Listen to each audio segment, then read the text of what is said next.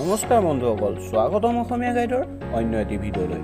বন্ধুসকল, আজি লৈ আহিছোঁ পৃথিৱীৰ আটাইতকৈ ৰহস্যময় কিতাপখনৰ বিষয়ে, যিখন কিতাপ বা লিপি আজিলৈকে কোনেও পঢ়িব বা বুজিব পৰা নাই। আজি আপোনাক জনাম পৃথিৱীৰ আটাইতকৈ ৰহস্যময় কিতাপখনৰ বিষয়ে।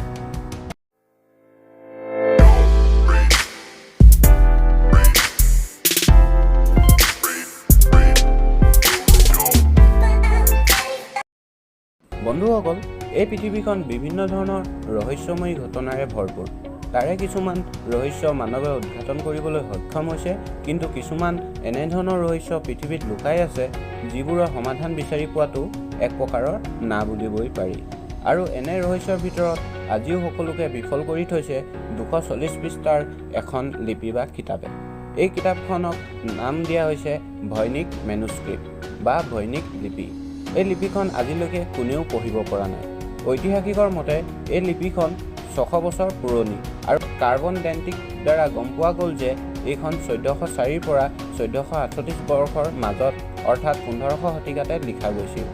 এই লিপিখন হাতেৰে লিখা লিপি, কিন্তু ইয়াত কি লিখা আছে আৰু কোন ভাষাত লিখা আছে এইটো আজিলৈকে কোনেও বুজিব পৰা নাই। দেশ বিদেশৰ উত্তম ক্ৰিপ্টোগ্ৰাফাৰ্ছ, আনকি আমেৰিকান আৰু ব্ৰিটিছ কোড বেকাৰ্ছেও এই লিপিখন বুজিবলৈ চেষ্টা কৰিছিল, কিন্তু তেওঁলোকেও আজিলৈকে সফল হোৱা নাই। এই কিতাপখন এখন ফকৰা যোজনা কিতাপৰ দৰে। ভৈনিক লিপিখনত মনুষ্য, জন্তু আদিৰ পৰা আৰম্ভ কৰি গছ গছনিলৈকে বিভিন্ন ধৰণৰ ছবি আঁকি থোৱা আছে।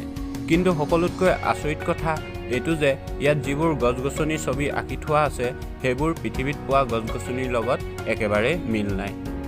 লিপিখনত তাতকৈ আৰু এটা ৰহস্য কথা হৈছে যে লিপিখনৰ নামেই আজিলৈকে কোনেও নাজানে।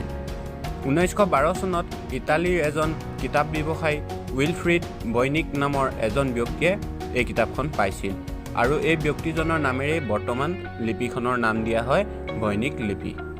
অনুমান কৰা মতে এই লিপিখনত আৰু কিছুমান পৃষ্ঠা আছিল, কিন্তু সময় অনুসৰি কিছুমান পৃষ্ঠা নষ্ট হৈ যায়।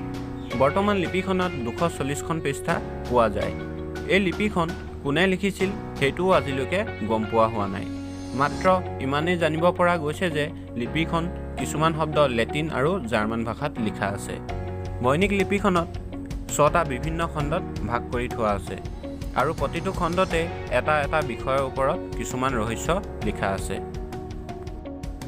6টা বিভিন্ন খণ্ডতে ভিন্ন ভিন্ন চিত্ৰৰ অংকন দেখা যায়, আৰু এই ছবিবোৰকে অনুমান কৰি ভৈনিক লিপিৰ খণ্ডকেইটাক এনেধৰণে ভাগ কৰিছে: জ্যোতিষশাস্ত্ৰ, জীৱবিজ্ঞান, ব্ৰহ্মাণ্ড বিজ্ঞান, আয়ুৰ্বেদিক তত্ত্ব, ঔষধ আৰু খাদ্যৰ সম্ভাৰ। এইটোও কেৱল অনুমান কৰিহে ভাগ কৰা হৈছে। ইয়াৰ সঠিক প্ৰমাণ এতিয়ালৈকে সন্মুখলৈ অহা নাই। কিছু লোকৰ ধাৰণা মতে এই কিতাপখন এনেধৰণে লিখা গৈছে যে কিতাপখনত থকা ৰহস্যময় তথ্যবোৰ লুকুৱাই ৰাখিব খুজিছে।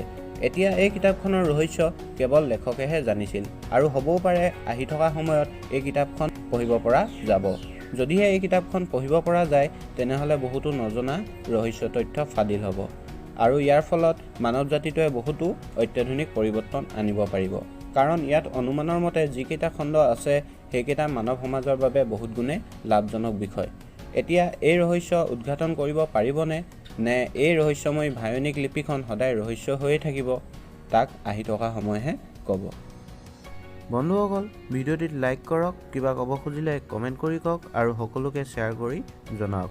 আৰু এনেধৰণৰ লেটেষ্ট ভিডিঅ' পাই থাকিবলৈ চেনেলটো ছাবস্ক্ৰাইব কৰি কাষত থকা বেলটো টিপি অল কৰি দিয়ক। আজিলৈ ইমানেই, ধন্যবাদ।